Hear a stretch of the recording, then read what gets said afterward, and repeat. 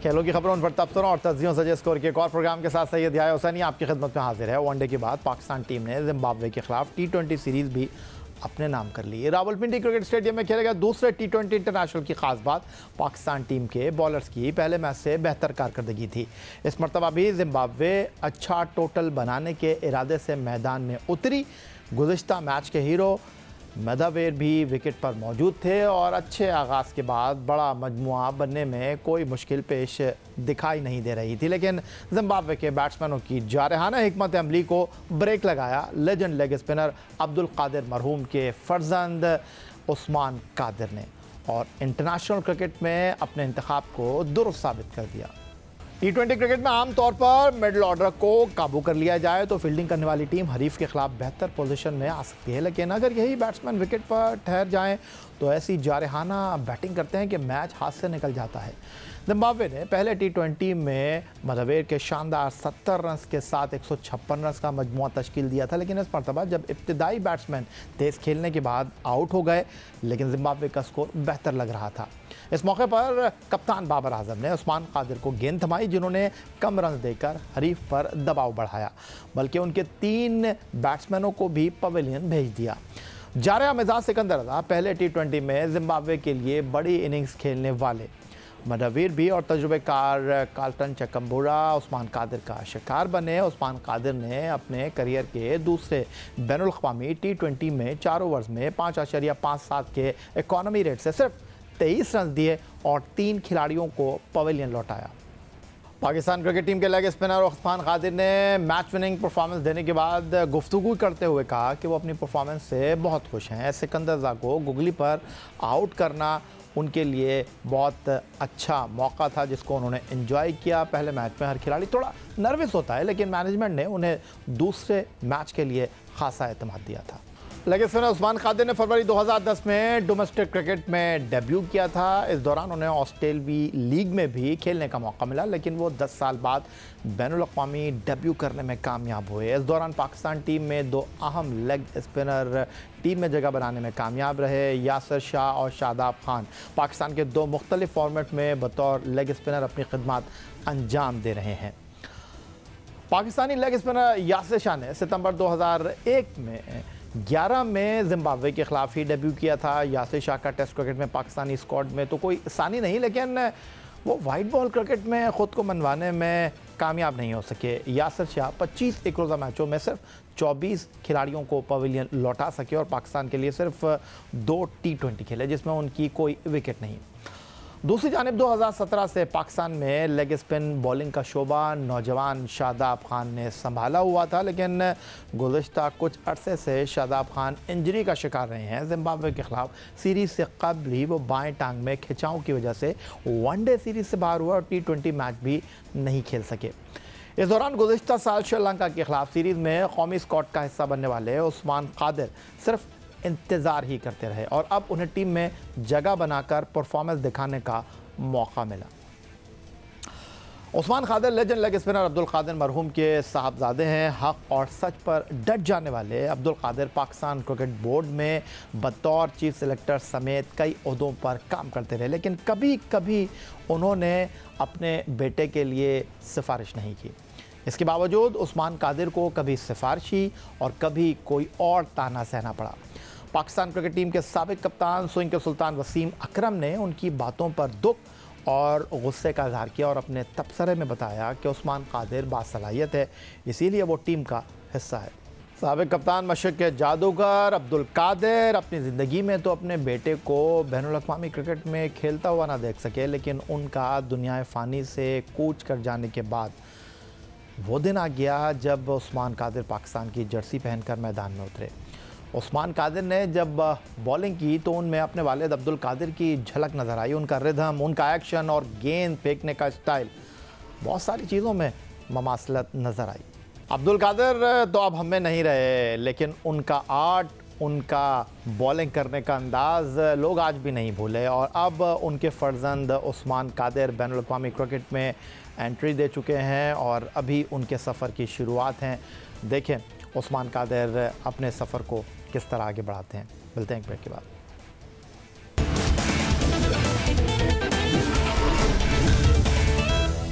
8 नवंबर को रावलपिंडी में पाकिस्तान और जिम्बाब्वे के दरमियान दूसरा T20 बतौर अंपायर पाकिस्तान के एहसन रजा का 50वां मैच था। बैनुल अक़वामी क्रिकेट में एहसन रजा ये एजाज़ हासिल करने वाले पहले अंपायर बन गए हैं। 46 साल एहसन रजा, जिन्होंने 1993 से 1999 तक 21 फर्स्ट क्लास मैच बतौर विकेट कीपर के लिए शारजा में अफगानिस्तान और कनाडा के दरमियान 16 फरवरी 2010 को T20 मुकाबले से अपने बैनुल अक़वामी सफ़र का आगाज़ किया। लाहौर से ताल्लुक़ रखने वाले एहसन रजा 2009 में श्रीलंकन टीम पर हमले के दौरान गोली लगने से शदीद ज़ख्मी हो गए थे। एहसन रजा ने बतौर अंपायर पहला वनडे 26 अक्टूबर 2010 को Sheikh Zayed cricket stadium Abu Dhabi में पाकिस्तान और जनूबी अफ्रीका के दरमियान सुपरवाइज़ किया।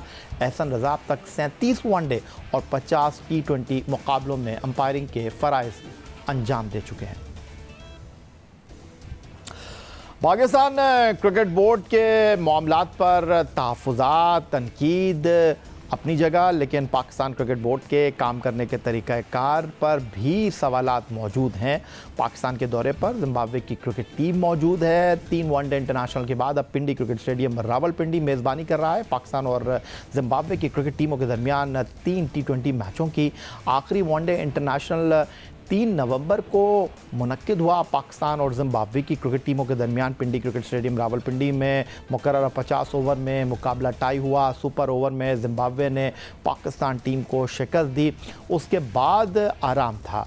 फिर 3 नवंबर से 7 नवंबर को पाकिस्तान और जिम्बाब्वे की क्रिकेट टीमों के दरमियान पहला T20 मुकाबला। लेकिन पाकिस्तान क्रिकेट बोर्ड के आला अफसरान इस दौरान क्या कर रहे थे, सवाल मौजूद है, क्योंकि जब पाकिस्तान और जिम्बाब्वे की क्रिकेट टीमों के दरमियान 7 नवंबर को पिंडी क्रिकेट स्टेडियम रावलपिंडी में पहले T20 का टॉस होने वाला था, उससे चंद मिनट पहले पाकिस्तान और जिम्बाब्वे की क्रिकेट टीमों के कप्तान ट्रॉफ़ी की तकरीबी रोनुमाई में दिखाई दिए और सवाल उठा कि इन दिनों में जब वनडे से T20 के दरमियान वक्फा था, ये सब कुछ क्यों नहीं कराया गया। याद रहे, पाकिस्तान और जिम्बाब्वे की क्रिकेट टीमों के दरमियान वनडे सीरीज़ की ट्रॉफ़ी की तकरीब उस होटल में मुनक्किद हुई थी जहां दोनों टीमें इस वक्त क़याम पजीर हैं। पाकिस्तान और जिम्बाब्वे के दरमियान T20 सीरीज़ की ट्रॉफ़ी की तकरीब रोनुमाई में क्या ये कोताही थी, क्या ये गलती थी, क्या इस मामले पर कोई ज़िम्मेदार है? इस पर गुफ्तगू करने के लिए सीनियर स्पोर्ट्स जर्नलिस्ट रोज़नामा जंग कराची के कॉरेस्पॉन्डेंट अब्दुल माजिद भट्टी हमें ज्वाइन कर रहे हैं। भट्टी साहब, इस तमाम सूरत हाल पर आप क्या कहेंगे? ये कोताही है, ये कुछ गलती है, क्या है ये कि एक सीरीज़, होम सीरीज़ पाकिस्तान में इंटरनेशनल क्रिकेट वापस आई है, लेकिन होम बोर्ड के जो अफसरान हैं वो क्या कर रहे हैं? यकीनी तौर पर यह मिसमैनेजमेंट है और T20 की जो ट्रॉफ़ी की रोनुमाई है वो सिर्फ इसलिए होती है कि मैच से एक दिन पहले, चूँकि उस मैच के बारे में लोग प्री मैच अपना प्रीव्यू कर रहे होते हैं टेलीविज़न पर भी, अखबारात में भी, तो अगले दिन वो तस्वीरें अखबारात की जीनत बने या फिर जो टेलीविज़न पर लोग तबसरे कर रहे होते हैं वहाँ दिखाई जाए। अब मैच से पहले करना तो लॉजिक समझ में नहीं आई। इसका मतलब ये है कि पीसीबी का जो कमर्शियल डिपार्टमेंट है, बाबर हामिद साहब, वो हाउस इन ऑर्डर नहीं है। देखें, इस कमर्शियल डिपार्टमेंट के बारे में बहुत सारे तहफ़्फ़ुज़ात मुख्तलिफ़ लोगों की तरफ से उठाए जाते रहे हैं। जो मार्केटिंग का पैसा था, पाकिस्तान टीम की जो स्पॉन्सरशिप थी वो भी कम हुई। तो देखें, बहुत सारी मिसमैनेजमेंट है इस शोबे में, लेकिन इसमें बेहतरी की गुंजाइश है। अगर ठीक है, कोविड की सिचुएशन में हो सकता है कि स्पॉन्सर्स कुछ कम हुए हों, लेकिन ये ट्रॉफ़ी की कुछ देर पहले या कुछ मिनट पहले रोनुमाई करना, ये तो देखें बहुत बड़ा मिसमैनेजमेंट है। क्रिकेट बोर्ड के लोग जब कहते हैं कि मिसबाह-उल हक का एहतसाब होगा, बाबर आजम का होगा, अज़हर अली का एहतसाब होगा, तो ये लोग जो पीसीबी के ठंडे कमरों में बैठकर बड़े बड़ी मरात ले रहे हैं, इनका एहतसाब कौन करेगा? लेकिन भट्टी साहब, ये पहली मरतबा ऐसा हुआ नहीं है। 2018 में जब पाकिस्तान सुपर लीग सीज़न 3 का फाइनल नेशनल स्टेडियम कराची में खेला गया था, उसके बाद पाकिस्तान और वेस्ट इंडीज़ की क्रिकेट टीमों के दरमियान 3 T20 मैचों की सीरीज़ थी। और मुझे अच्छी तरह याद है कि जब पहला T20 मैच होने वाला था, टॉस से कुछ देर पहले पाकिस्तान टीम के कप्तान सरफराज अहमद और वेस्ट इंडीज़ के कप्तान जो हैं वो ट्रॉफ़ी की तकरीब रोनुमाई ग्राउंड में ही करते हुए दिखाई दिए थे। और शायद उस वक्त वजह ये थी कि वेस्ट इंडीज़ की टीम बहुत ताख़ीर से पाकिस्तान पहुंची थी और ये सब कुछ करना पड़ा था। तो ऐसा पहली बार नहीं हुआ है। देखिए ये जितनी ट्रॉफीज़ और इससे रिलेटेड चीज़ें होती हैं ये पीसीबी का मार्केटिंग डिपार्टमेंट ही स्पॉन्सर से मिलकर हैंडल करता है। अगर उस वक्त भी गलत हुआ था तो वो भी गलत था, चाहे नाइला भट्टी थी चाहे नजम सेठी साहब थे। लेकिन जिस तरह आप कह रहे हैं कि चूँकि वेस्ट इंडीज़ की टीम ताख़ीर से पहुंची तो मैच से पहले, मुझे याद है कराची में ही वो तकरीब थी, मैच से पहले हुई थी। लेकिन होना नहीं चाहिए। या तो फिर आपको ट्रॉफ़ी की रूनुमाई करके ये इशू खड़ा करने की ज़रूरत ही नहीं थी। आप ट्रॉफ़ी की रूनुमाई ना करें। कल जब T20 सीरीज़ ख़त्म होगी तो ट्रॉफ़ी खुद ब खुद जो पाकिस्तान के कप्तान जीते उनको मिल जाएगी। लेकिन जब स्पॉन्सर्स को आप माइलेज देने की बात करते हैं तो स्पॉन्सर्स को तो माइलेज नहीं मिला। स्पॉन्सर्स को तो माइलेज तब मिलता जब ये ट्रॉफ़ी की रूनुमाई एक दिन पहले होती, ताकि मैच वाले दिन जो अखबारात प्रिंट हुए उन अखबारात में भी वो तस्वीर छपती और जो टेलीविज़न पर मैच से पहले जितने प्रोग्राम हुए उनमें वो दिखाई जाती। तो ये बेसिकली क्रिकेट बोर्ड के एंड पे बदइंतज़ामी तो थी, लेकिन जो नुकसान हुआ, जो माइलेज ना मिल सकी, वो उन स्पॉन्सर्स को नहीं मिल सकी जिन्होंने इस सीरीज़ में पैसा लगाया। बहुत शुक्रिया। अब्दुल माजिद भट्टी साहब हमारे साथ मौजूद थे। और T20 सीरीज़ से कबल ट्रॉफ़ी की तकरीब और रोनुमाई चंद मिनट पहले होना, पाकिस्तान क्रिकेट बोर्ड की कोताही, पाकिस्तान क्रिकेट बोर्ड इस बारे में क्या कोई वजाहत देगा आगे वाले दिनों में, ये एक बड़ा सवाल है। लेकिन फ़िलहाल इस पर सवालात उठ रहे हैं और चहमा गोइयाँ हो रही हैं। अब कुछ बात कर लेते हैं मुल्क के सबसे बड़े first class cricket tournament Quaid-e-Azam trophy की, जिसके तीसरे राउंड में सीनियर क्रिकेटर्स की जानिब से ज़ाब्ता अखलाक की खिलाफ वर्जी करने पर उन्हें जुर्माना किया गया है। पाकिस्तान क्रिकेट बोर्ड की जानिब से जारी करदा प्रेस रिलीज़ के मुताबिक खिलाड़ी और स्पोर्ट्स स्टाफ के लिए मुकर्ररा ज़ाब्ता अखलाक के लेवल 1 की खिलाफ वर्जी करने पर सिंध के कप्तान सरफराज अहमद पर मैच फ़ीस का 35% जुर्माना कर दिया गया है। UBL स्पोर्ट्स कॉम्प्लेक्स कराची में जारी नॉर्दर्न के खिलाफ मैच के दूसरे रोज़ सरफराज अहमद ने अंपायर के फैसले के खिलाफ मुतअद्दिद नामुनासिब तबसरा किया, जिस पर on field umpire Faisal Afridi और साकिब खान ने सरफराज अहमद को PCB कोड ऑफ कंडक्ट की शिक 2.21 की खिलाफ वर्जी करने पर रिपोर्ट किया। सरफराज अहमद की जानिब से एतराफ़ जुर्म करने पर मैच रेफरी मोहम्मद अनीस ने सिंध के कप्तान पर जुर्माना आयद कर दिया। माजी में बैनुल-अक़वामी सतह पर भी सरफराज अहमद जनूबी अफ्रीका के क्रिकेटर एंड्रेल फ्लेक कवायों के खिलाफ नस्ल परस्ताना अल्फाज इस्तेमाल करने पर ICC के कोड ऑफ कंडक्ट की खिलाफ वर्जी कर चुके हैं, जिसकी वजह से उन पर 4 बैनुल-अक़वामी मैचों की पाबंदी लगी थी।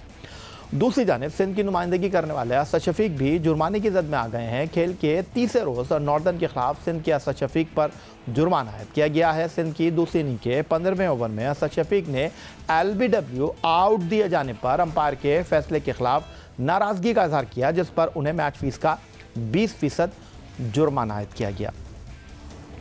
अब इस ब्रेक के आखिर में आपको कुछ हल्की फुल्की मौसीकी सुना देते हैं। यकीनन आप भी हैरान होंगे कि खेलों का प्रोग्राम है और हम बात म्यूज़िक की कर रहे हैं। जी बिल्कुल, मगर इस म्यूज़िक का लुत्फ़ उठाएंगे आप कायद-ए-आज़म ट्रॉफ़ी में नॉर्दर्न की नुमाइंदगी करने वाले बाएं हाथ के स्पिनर रज़ा हसन के ज़रिए, जहां सिंध के सेकंड 11 में खेलने वाले आज़म खान गिटार बजा रहे थे और रज़ा हसन उस पर गाना गा रहे थे और साथी क्रिकेटर उससे महसूस हो रहे थे।